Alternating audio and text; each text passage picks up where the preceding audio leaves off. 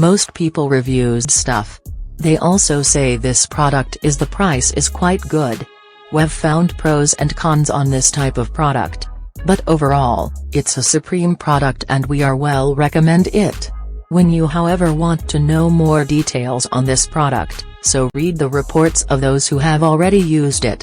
Visit the product detail link in description for an item you wish to buy. Tap add to cart. When you've finished adding items to your cart, tap the shopping cart icon. If you need to edit the items in your cart, tap save for later or delete next to the item in the cart.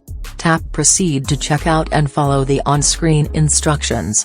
Review your order information and tap place your order to complete your purchase. You'll see an order confirmation screen when your purchase has been completed.